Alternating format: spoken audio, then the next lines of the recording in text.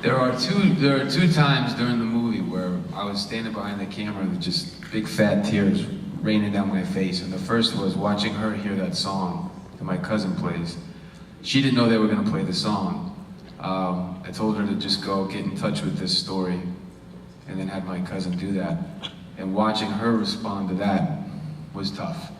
The other thing, and it still gets to me, and everything is Scotty in that scene. That, you know, it's tough, but I'm excited because they're there expressing themselves the way that they can.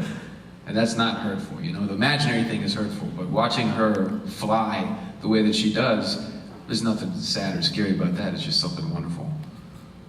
Yeah. Yes. Why did you call the character Jim? Which character? My dad? Oh, what should I call him? Tim?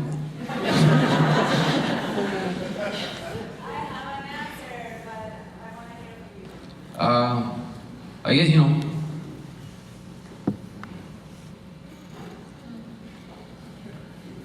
it works. It did a lot to her. It did you know what, this is a good question, I forget. My family had to act. And I didn't want to teach them acting. You know, I wanted it to be real for them. There'd be a scene like, Sophia!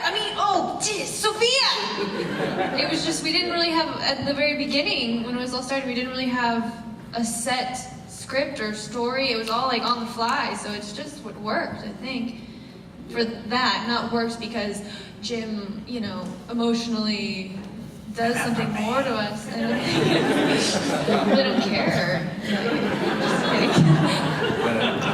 But no, I think that's a good. I think it came from wanting my parents to be able to relate without having to think about. I did some nasty things with my family. That Christmas Eve, it was really Christmas Eve. So that's also part of why there's no crew. Going to get some guy to come over on Christmas. But I told my family to just have Christmas like I had died earlier in the year, but not to think about it. And they seemed to be okay. Laughing and smiling. Her too. How long did casting take with the Parrack family? I guess starting with my grandfather, about 80 years.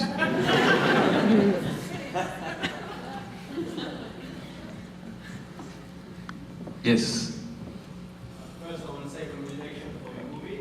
Thank you. And my question is, what was the most difficult part to make a movie, and what kind of tips or advice would you give to playhouse students? All right. You'll probably hear this 50 times this weekend. The most difficult part was getting up off of my judgmental, critical ass. Mr. C said, sitting around saying, this, and someday I could, and just being the worst kind of person. Getting up and saying, let's just do it. Let's do it. Let's start, and eventually let's finish, but let's do this. And you'll probably hear that over and over again. I also think it's the best advice, just to that, and really soak in great people, or soak in people that you respond to. And, there was a fourth rule, I forget. We didn't look left or right to figure out how other people had made movies. I said that already. But I mean, like, we didn't concern ourselves with it being a movie that anybody would like. We trusted, in a pretty singular way, that if we were really expressing our humanity, that it's got something to do with everybody in this room. You know, one of my big gripes with a lot of movies is it's got nothing to do with anybody. At all. And rather than trying to figure out how to get you guys to like us or whatever, we just tried to stay true to ourselves, and we trusted that it would touch you because we all have so much more in common than we do otherwise.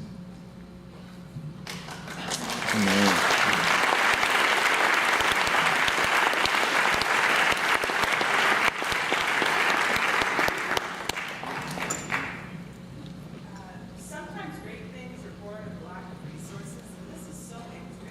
Do you think a budget 4 or 5 times the size would take away from the intimacy?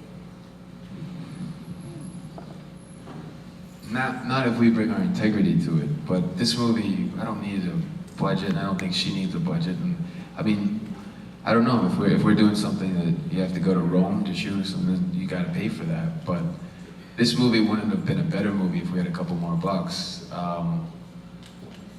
There's definitely movies where you need some money, and I think that if you really keep it this way, enjoying yourselves and honoring what it means to get to be an expressive person and an actor or a movie maker, then you're not going to get thrown off track by having a couple of dollars. I don't think. I was really curious about, because when I was watching it, I really felt like I was watching a documentary almost, and I don't know if that was just me, but like, that really made it beautiful for me. That really made it intimate, and I could really connect with the actors. I almost didn't even know if I was watching actors throughout it. And so I was just wondering if that at some point became like a conscious choice in the way that you chose to direct this, and how you think that played into the art. Well, just that, I think if that's true, and I think it is true, it wasn't that we set out to kind of fool people into thinking it was a documentary, but these actors are so damn good. All of them, top to bottom. There's not a false moment in the movie that comes from an actor. And I think without trying to do impressive acting, which, you know, nobody wanted to do impressive acting, and somebody said, wow, Sierra was really awesome in that moment. But just to be real, you know, these people are capable of having experiences that are real, and it just started to add up that all the experiences were more or less real. And, you know, that's just a testament to how good they are. And I think only like 4 of them have agents, and it makes me sad and angry. Those people are so good, and this town is filled with so many people that are so good that aren't getting chances yet. And I hope people see this movie and step up and do something about it. So thank you, Jim, for giving us all a chance. Like, I was talking to Katie, who played Ryan in the movie. She's amazing. Yeah. And I was just saying,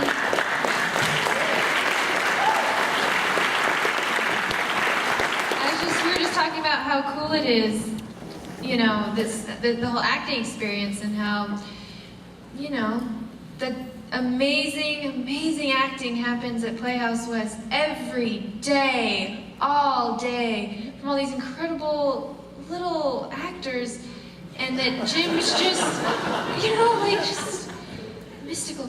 And Jim just, you just happened to put a camera in front of it. You were like, and it, so thank you for giving us that opportunity.